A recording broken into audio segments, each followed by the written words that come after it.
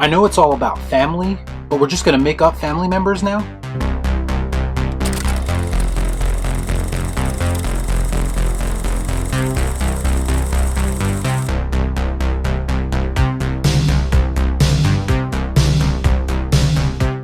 Before I get started, I'd like to kindly ask that you hit the like button, and please subscribe to the channel for more content just like this. Pretty please, with sugar on top. So F9, the Fast Saga, is of course the 9th entry in the Fast and Furious franchise. And I watched every entry this week in preparation for this movie's release. When you do that, it's pretty wild to see the progression from a modest street racing movie with a couple of heists in it, to where we are today with the current state of these movies. I feel weird calling a Fast and Furious movie convoluted. I mean, we are supposed to be having fun, we're not supposed to be thinking about things too much, I get it. But you do get to a point sometimes when you just can't ignore certain things. I'm feeling woozy here! Like when a movie tries to explain things too much, and it starts to take away from what we love about the franchise to begin with. That's never a good sign. When I heard that Dom's long-lost brother, who was never mentioned before, was going to be in this movie, my first thought was, that doesn't make a whole lot of sense. But my second thought was, are they going to try to tie this into Dom's origin? Or at least the biggest thing we know about Dom's origin, that being that he nearly beat a man to death after that person supposedly killed his father on a racetrack. And guess what? That's exactly how this movie starts. It starts with a flashback of that moment. In fact, they do try to Godfather 2 things a little bit by jumping back and forth between two timelines in this movie. I think that could have worked under different circumstances if the story they were trying to tell was a little bit better. But in this particular case, I think it actually hurt the movie. No shit. Luckily, they don't take that moment away from Dom, which is what I thought they might do, so I was happy about that. But they do try to shoehorn his brother, a character we never heard of, into that moment, and in my eyes, it takes away from it a little bit, especially with what we learn about his brother and his actions during that day. The inclusion of the brother and trying to tie him in with Dom's story from the first movie, it just seems very unnatural to me. Further convoluting things is the return of Han, which is not a spoiler because he does appear in the trailer. Han's death and the tie-in with the end of Fast 6 and Tokyo Drift is one of my favorite moments in this entire franchise. Not just because I thought it was actually kind of clever, but I actually felt like it had an emotional impact. And that's why it worked so well. It made Jason Statham's character feel like a big deal in his introduction. And this movie undoes all that by bringing Han back. And they don't even do a good job of explaining how all this happened. Other than we did spy shit and basically faked his death. That's about all we get.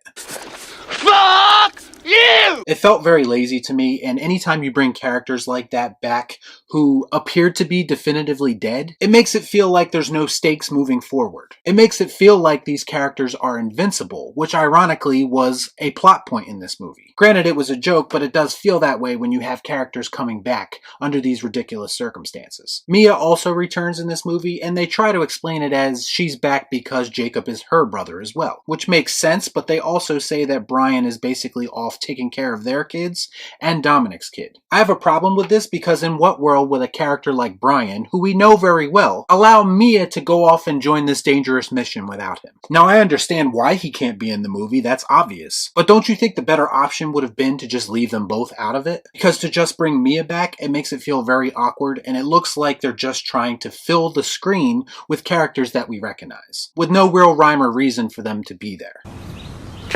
That makes sense. In this movie, of course, we are introduced to John Cena's character, that being Jacob Toretto. I thought that John Cena did an okay job acting-wise. He seemed very believable, believe it or not. He does feel like a step down coming from big character introductions like The Rock and Jason Statham. And again, I admire the effort to try to tie this movie back into the original movie, but not at the expense of ruining Dom's big character moment. Not only is Jacob a character we've never heard of before, but he just so happens to be a super spy as well. And the whole time he's been tied into this underground spy world with Mr. Nobody and Cypher and the Shaw brothers. If this is all starting to sound very ridiculous, it's because it is. There's actual lines of dialogue in this movie where characters try to explain the ridiculous situations that they've been in and how they've escaped from them unscathed. I suppose that this is intended to be a meta way of explaining over-the-top action sequences, but all it really does in my eyes is make it that much more ridiculous, and not in a good way. It's one thing for a movie to be self-aware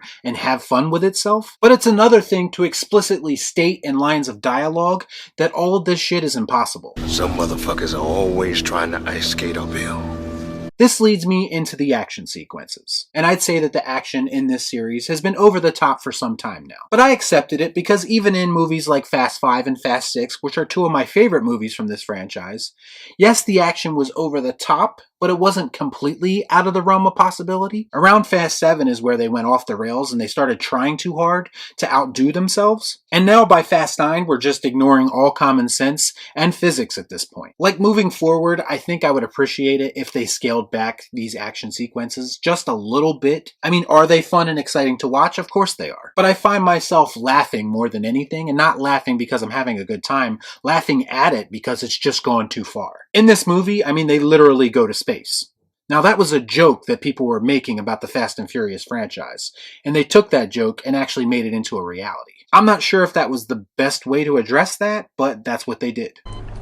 Why? Oh, and guess what, guys? There's a new character in the Fast and Furious franchise, and that character is played by Cardi B. That's right, the most annoying woman in the world. Are you from the Bronx? I'm just gonna bash your brains. I'm gonna bash them right the fuck in. Bottom line for me is that Fast 9 feels like the filmmakers are out of ideas and they're stretching this franchise to the point that it doesn't make sense anymore. And honestly, I felt that way in Fast 8, but it continues here. Fast and the Furious to me is as much about the characters and the emotional connection we have to them as it is about the action sequences. And those heartfelt moments that kind of balanced out the action just aren't there anymore. That's why I've always said that Fast 7 would have been the perfect ending to this story. Dom and Brian are the heart and soul of this franchise. And without one of them, I don't know if these movies work anymore. Yeah, cause the Buster kept me out of handcuffs. He didn't just run back to the fort. The Buster brought me back. Big action set pieces aren't enough to save this convoluted mess of a Fast and Furious movie. To me, this movie broke a cardinal rule of these big franchises. Don't try to explain things to the point that you disrupt the events of the previous movies. Don't add layers and characters to a story just to fill up a runtime, and to try to flesh out sequels that don't necessarily need to exist. I'll always love this franchise, but this was the first time when I was watching a Fast and Furious movie that I was more annoyed than I was entertained. And honestly, that's just not a good reaction for someone like me to have. For that reason, I'm going to give F9 the Fast Saga the Angry Rocky. That's right, it stinks! So have you seen Fast and Furious 9? If you have, let me know what you thought about it in the comments down below. As always, please like, comment, share, subscribe to the channel, hit that bell for notifications, and I'll see you next time right here on Real Shift. Thanks for watching. Peace out.